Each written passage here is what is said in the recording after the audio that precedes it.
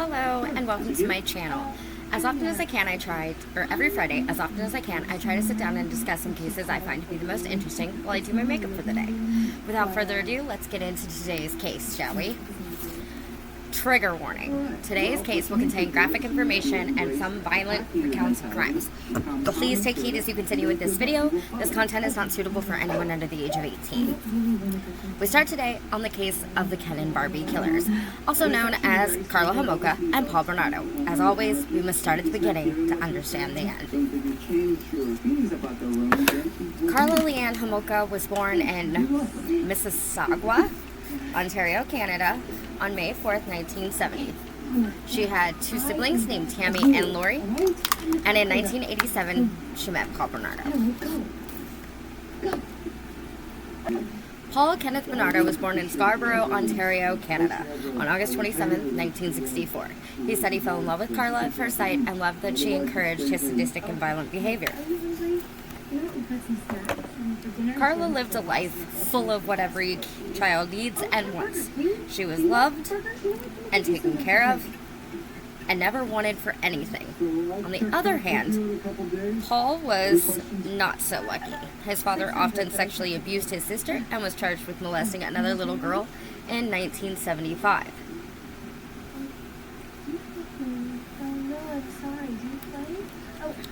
His mother, who suffered from severe depression and physical abuse from her husband, lived out their life in the basement of their home.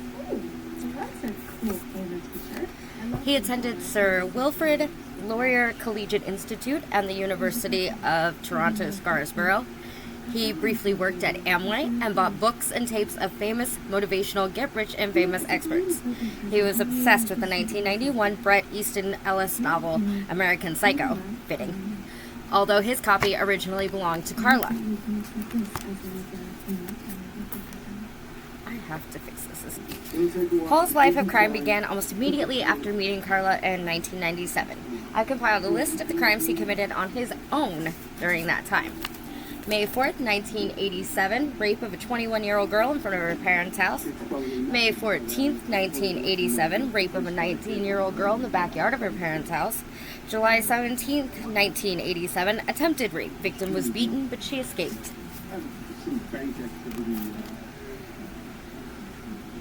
September 29th, 1987, attempted rape of a 15-year-old. The mother entered the room and screamed, causing Paul to flee the scene. 19-year-old Anthony Hahimire was convicted for this crime in 1989 and served 16 months. Upon the arrest and subsequent confession of Paul, he was later exonerated. December 16th, 1987, rape of a 17-year-old girl. December 23rd, 1987, rape of a 17-year-old girl. April 18th, 1988, 17-year-old girl attacked. May 25th, 1988, almost caught but escaped on foot. May 30th, 1988, rape of an 18-year-old girl. October 4th, 1988, attempted rape. The victim had 2 stab wounds that required 12 stitches, but she did survive. November 16th, 1988, rape of an 18-year-old girl. December 27th, 1988, attempted rape. He escaped after a neighbor interrupted the rape. June 20th, 1989, attempted rape, but the victim screamed, alerting neighbors, causing Paul to flee the scene. August 15th, 1989, rape of a 22-year-old girl. November 21st, 1989, rape of a 15-year-old girl. Hold on 1 second. I know what's happening. It's just certain things I can't do at the same time.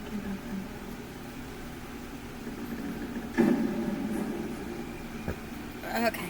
So, May 26th, 1990, rape of a 19-year-old girl. In 1990, Paul decided that he had to have Tammy Homolka, Karla's own baby sister. He had lost his job and was smuggling cigarettes across the border, and he hated the fact that Karla was not a virgin when they met.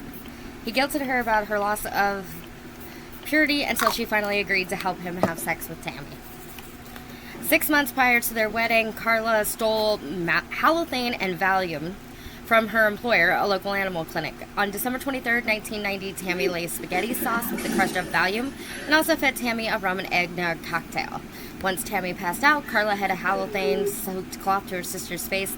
The intent was for Karla to give Tammy's virginity to Paul for Christmas. He raped Tammy while Karla watched, and the assault was videotaped. At some point, Tammy began vomiting, and they attempted to revive her and called 911. Only after hiding evidence, dressing her, and moving her to her own bedroom. She was pronounced dead a few hours later, the coroner citing her official cause of death as accidental, choking on her own vomit after consumption of alcohol. I'm going to break in with my own 2 cents here. If they had looked just a little bit closer, searched the house, made sure that there was no foul play of any kind, I feel like they could have gotten they could have gotten Tammy and Paul in that process, and it was not handled well. Leslie Mahaffey was born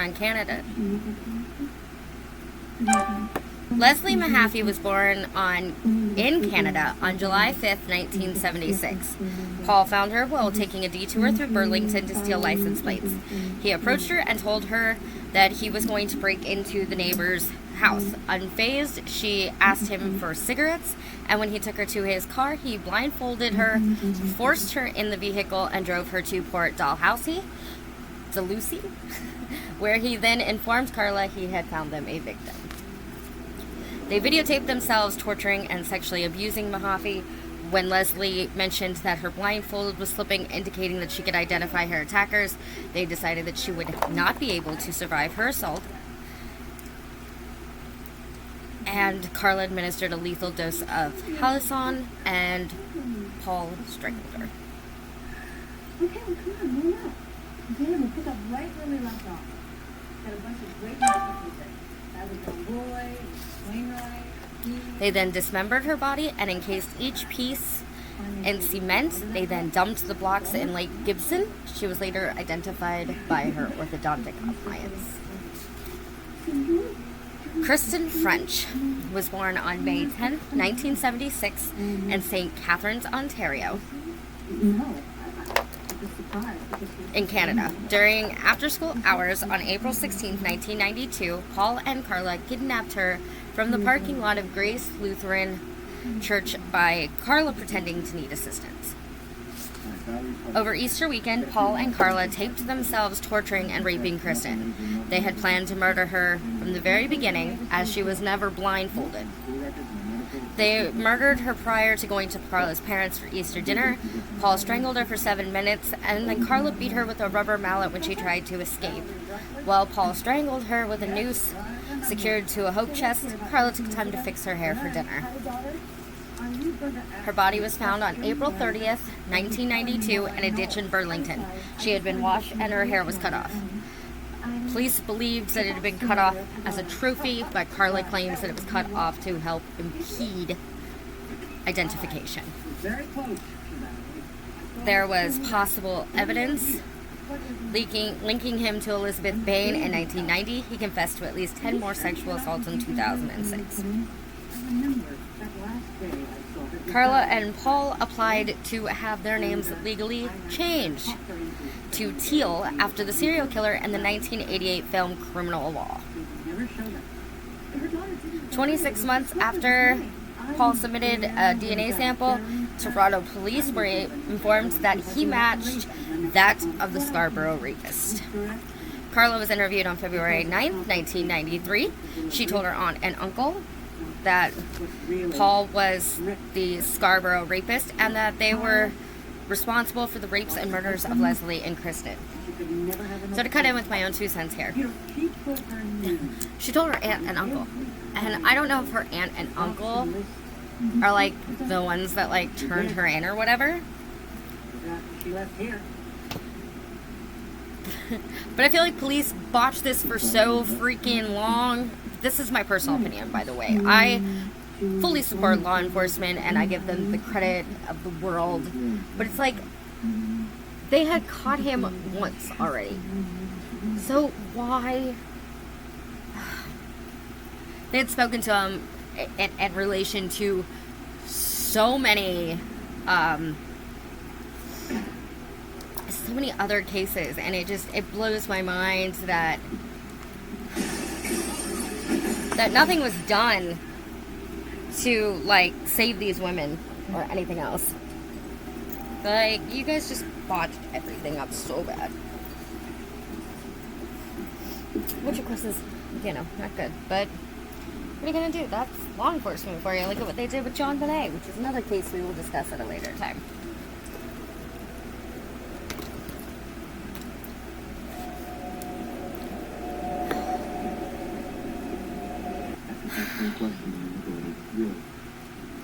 Y'all just watch me search for everything. So anyway, as I was saying, like, I don't know, I feel like we'll get to it in a minute, and then you'll understand why I say they screwed up everything. Okay. On February 17th, Paul was arrested. The search of his house lasted 71 days, and they were unable to locate the tapes that Karla had informed them of. It was later discovered that he had turned them in to his own attorney. However, his attorney withheld them for too long, and Karla was offered a plea deal called the Deal with the Devil of only 12 years in exchange for her testimony against Paul on May 5th. She told police that Paul bragged that he had raped as many as 30 women. So you see where I'm going with this, right? Like, you literally made a deal that everybody called a deal with the devil. This is a woman who didn't bat an eye at killing her own sister. And y'all are just like, okay, we'll give you a deal anyway. No big deal. Like, it is a big deal. It is a very big deal. But I think a lot of their reasoning was that they did do a psychopathy test on her, and she only scored a 5 out of 40, which made it very unlikely that she would ever reoffend, whereas Paul Bernado scored a 35 out of 40, making him labeled, getting him labeled, can't talk today, as a clinical psychopath. He would definitely offend again. And he even said that, like, in his own interviews and to the police, he said he would definitely kill again. He had no problem with doing that. And honestly, I feel like if they admit in court, like the Charles Manson girls did, that they would kill again just for the sake of killing, or even to satisfy another person, they should never be let out. They should just die in prison, because you're clearly not fucking stable. Clearly not stable. So you should not be allowed out in the everyday world. There's just no way.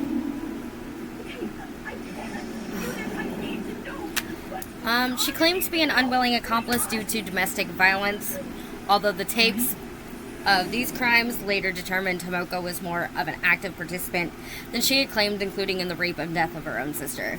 By her own admission, she had intended to give Tammy to Paul as a Christmas present, basically. So this is where I don't understand how you make a deal with somebody like that, because she admitted that she wanted Paul to have Tammy. 15-year-old girl. 14-year-old girl, actually, because, okay, some reports say that she was 15. Wikipedia says that at the time of her death, she was 15. So, I don't know that for sure, but either way, 14 or 15 years old, and you're giving this girl a plea bargain? You're giving this woman a plea bargain? Even if she would never reoffend, I can't see giving somebody that's willing to hurt their own family member, their own flesh and blood, a plea bargain. Like, why? She didn't even offer you information that was that good. Like, she would have told you anything to save her own ass. You didn't even know if what she told you was accurate. And obviously, you made this deal and then found out that the information that she gave you wasn't accurate because the tape showed that she was a willing participant in these said crimes, right? So, I do not understand how they could, like, and if you find out later that she was a willing participant in the crimes, then why not just remove the plea bargain, right? Am I crazy here? Am I crazy? I don't think I'm crazy. Sorry guys, I had to break and put my eyeliner on because it's hard to do eyeliner and talk at the same time. But anyway, Paul was tried in 1995 on September 1st. He was convicted of multiple offenses, including 2 first-degree murders and 2 aggravated sexual assaults, and was sentenced to life in prison without the possibility of parole until 25 years had passed. As I said, he did score a 35 out of 40 on their psychopathy chart, so he was labeled a dangerous offender, pretty much ensuring that he would never get out of prison. Karla was released in 2005. She moved to Quebec and married the brother of her lawyer. Now this kills me. She married the brother of her lawyer. Like, your lawyer knows you're cray-cray, right? He knows that you are not stable and that you murdered or helped murder 3 women that we know of. Because remember, there was evidence linking him to other victims. Can't really link Karla because, you know, she's a woman, but so that's why I say that we know of. You confessed to this, and your lawyer was just like, hey, you know who you would be great for? My brother. My brother. Like, I don't get along with my older brother. One of my older siblings I do not get along with.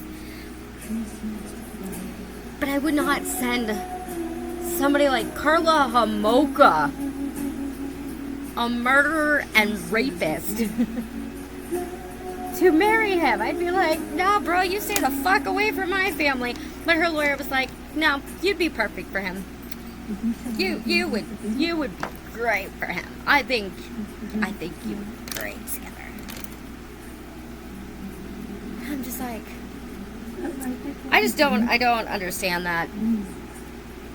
Like, he knew she was guilty. He knew she had done it. I mean, she even pled guilty in her plea bargain. So he was very well aware of the fact that Karla had participated in said murders. And apparently he didn't care, I guess. I guess he just didn't care. I'm sorry, I know it's not funny and I'm not trying to offend any of, like, the victims or anything else, or families of the victims, but it's just, I feel like he must really, really not like his brother or something, because I couldn't do that. I could not do that. Not in a million years. And I believe, I couldn't find anything to corroborate this, but I do believe she had her own children with this said brother of lawyer. And honestly, you know, I feel like there are just some people who should not be allowed to be parents, and Karla Homolka is one of them. I mean, you didn't hear anything about her after this trial, or after these cases, so obviously she never did reoffend that we know of. But, like, I don't know, I feel like if you murder minor children, or you're a child molester or a sex offender, you should just automatically not, like, have to be sterilized. We won't let pedophiles and child molesters live within... Are you serious? So not the time for my mom to call, but she did. So here we are. Oh, fantastic. Anyway, as I was saying, Karla Homolka should never have been allowed to be a mom. Never. Not even just once in her lifetime. Paul Bernado released a 631-page book of violence and mayhem in November 2015 called A Mad World Order. And although, not surprisingly, it was a bestseller, Amazon did eventually pull it from their book list due to public outcry, which, I mean, is fair. I mean, this man murdered people, and probably the families in the rest of the world were like, really, Amazon? Really?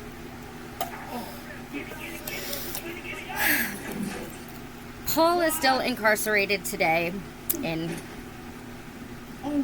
Ontario, Canada, which he absolutely should be. He will be there the rest of his life, and he will get no freedom like Karla did, which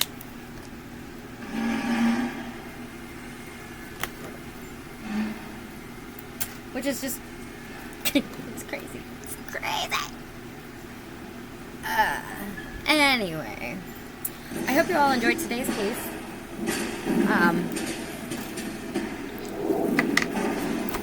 Tune in for tomorrow's episode on the book series I've been reading and the makeup look for Scarecrow from The Wizard of Oz. Next Friday's true crime episode will be covering Ed Gein. Thank you for joining me today, and I'll see you all tomorrow. Have a wonderful day. Make good choices.